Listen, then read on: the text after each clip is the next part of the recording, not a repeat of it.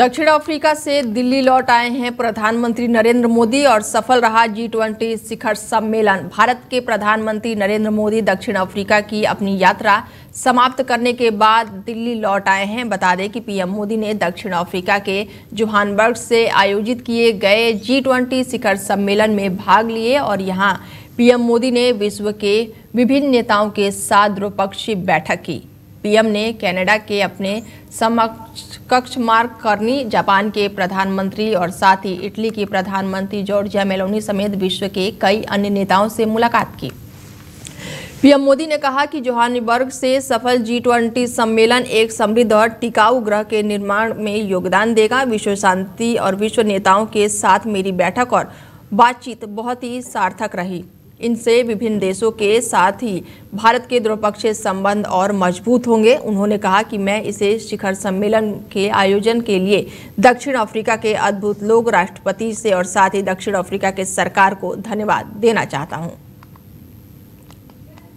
बता दें कि G20 शिखर सम्मेलन में प्रधानमंत्री मोदी शामिल हुए थे और ऐसे में दक्षिण अफ्रीका से प्रधानमंत्री नरेंद्र मोदी आज सुबह दिल्ली लौट आए हैं। दक्षिण अफ्रीका के दौरे पर थे प्रधानमंत्री नरेंद्र मोदी और G20 शिखर सम्मेलन में शामिल होने गए थे और ऐसे में उन्होंने G20 का सम्मेलन में हिस्सा लिए, कई मंत्रियों से बातचीत की और इस दौरान प्रधानमंत्री नरेंद्र मोदी आज सुबह दिल्ली लौट आए हैं। बेहद ही खास रहा है प्रधानमंत्री मोदी का ये दौरा। G20 शिखर सम्मेलन जो कि दक्षिण अफ्रीका में आयोजित किया गया था और काफ़ी सफल रहा है G20 शिखर सम्मेलन। दक्षिण अफ्रीका से प्रधानमंत्री नरेंद्र मोदी आज दिल्ली लौट आए हैं। खबरों में आगे बढ़ते हैं और खबर यूपी के अयोध्या से है, जो कि कल का दिन अयोध्या के लिए इतिहास के स्वर्णिम पन्नों में दर्ज होने जा रहा है। श्री राम जन्मभूमि परिषद में होने वाला ध्वजारोहण महोत्सव अभूतपूर्व और अत्यंत भव्य होगा। प्रधानमंत्री नरेंद्र मोदी राम मंदिर की मुख्य शिखर पर विशेष केसरिया ध्वज फहराएंगे, जिसे अहमदाबाद के ध्वज शिल्पकार भरत मेवाड़ ने तैयार किया है। श्री राम जन्मभूमि तीर्थ ट्रस्ट क्षेत्र ने उन्हें विशेष रूप से ये जिम्मेदारी सौंपी थी और ऐसे में प्रधानमंत्री नरेंद्र मोदी कल महर्षि वाल्मीकि अंतर्राष्ट्रीय एयरपोर्ट पहुंचेंगे, जहां से हेलीकॉप्टर द्वारा साकेत महाविद्यालय पहुंचेंगे। यहां से उनका रोड शो शुरू होगा, जो कि राम मंदिर तक जाएगा। पूरे मार्ग पर स्थानीय लोगों, स्कूली बच्चों और खुद सहायक समूह को महिलाओं द्वारा उनका भव्य स्वागत किया जाएगा। प्रशासन ने सुरक्षा के मद्देनजर रोड शो को 8 जोन में बांटा है और हर जोन की जिम्मेदारी अलग अलग महिला समूहों को दी गई है। बताया जा रहा है कि पूरा रास्ता अलग अलग समाज और बिरादरी के लोग उनका स्वागत करते हुए नजर आएंगे और अभी तक के आयोजन के अनुसार पीएम मोदी कल राम मंदिर में ही जाएंगे और हनुमानगढ़ी में उनके कार्यक्रम का कोई भी आधिकारिक जानकारी फिलहाल अभी तक सामने नहीं आया है। रक्षा मंत्री राजनाथ सिंह के बॉर्डर बदलने को लेकर दिए गए बयान ने पाकिस्तान को तिलमिला कर रख दिया है। पाकिस्तान इसे हिंदुत्व से जोड़ रहा है और भारत को पूर्वत्व की समस्या याद दिला रहा है। रक्षा मंत्री राजनाथ सिंह ने सिंधी समाज के कार्यक्रम में कहा कि भले ही आज भौगोलिक रूप से सिंध भारत का हिस्सा नहीं है, लेकिन सभ्यतागत रूप से देखें तो सिंध हमेशा भारत का अभिन्न अंग रहा है और भविष्य में सिंध फिर से भारत में वापस आ सकता है। रक्षा मंत्री के इस बयान से पाकिस्तान में कंपकपी और सनसनी मच गई है। राजनाथ सिंह ने कहा है कि उनकी पीढ़ी के सिंधी हिंदुओं ने पाकिस्तान में सिंध के विलय को कभी स्वीकार नहीं किया। पाकिस्तान ने रक्षा मंत्री राजनाथ सिंह के इस बयान पर जवाब देते हुए हिंदुत्व का रोना रोने लगे हैं।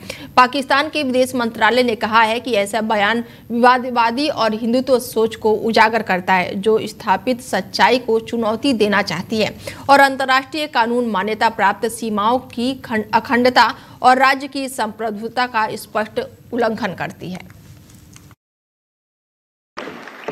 आज सिंध की भूमि, मेरे बहनों भाइयों, यह भारत का हिस्सा भले ही न हो, लेकिन सभ्यतागत रूप से सिंध हमेशा भारत का हिस्सा रहेगा। और जहां तक जमीन की बात है तो बॉर्डर्स तो बदल सकते हैं, क्या पता कल को सिंध भारत में फिर से वापस आ जाए। दिल्ली एनसीआर की हवा दम घोटू बनी हुई है। पिछले कई दिनों से हवा की गुणवत्ता बेहद ही खराब श्रेणी में दर्ज की जा रही है। एक्यूआई में कोई भी सुधार देखने को नहीं मिल रहा है।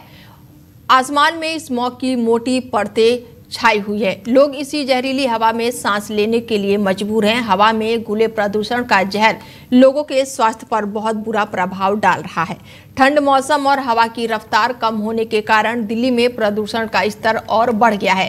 3 दिनों तक राजधानी के लोगों को प्रदूषण की मार से राहत मिलने की उम्मीद नहीं है।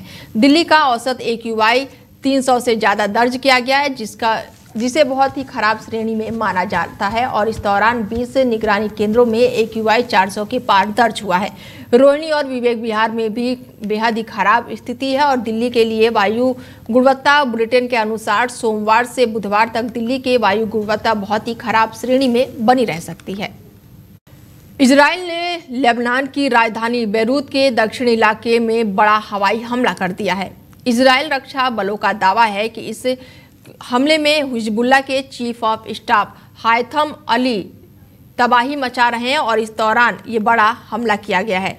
हालांकि हिजबुल्लाह की ओर से अभी इसकी पुष्टि नहीं की गई है। हमला इतना तेज था कि धमाके के बाद लोग इमारतों से बाहर निकलकर भागने लगे और पूरे इलाके में हड़कंप मच गया। कई गाड़ियां और बिल्डिंग भी नुकसान पहुंची है और इजराइल और हिजबुल्लाह के बीच लड़ाई पिछले साल 8 अक्टूबर से चल रही है। हिजबुल्लाह ने ये लड़ाई गाजा में अपने सहयोगियों की मदद करने के लिए शुरू की थी। सितंबर में इजराइल के पेजर्स ऑपरेशन के बाद तनाव और भी ज्यादा बढ़ गया। आईडीएफ के अनुसार 1980 के दशक में हिजबुल्लाह के लिए काम कर रहा था और उसने रेडवान फोर्स नाम की खास यूनिट बनाई, सीरिया में कई ऑपरेशनों की जिम्मेदारी संभाली और पिछले साल इजराइल लेबनान सीमा पर हुई लड़ाई का नेतृत्व किया। बाद में उसने हिजबुल्लाह का चीफ ऑफ जनरल स्टाफ बना दिया गया और साल 2018 में अमेरिका ने उसके बारे में कोई भी जानकारी देने पर $50 लाख का इनाम भी घोषित किया था। फिलहाल बुलेटिन में मेरे साथ इतना ही। दीजिए इजाजत। नमस्कार।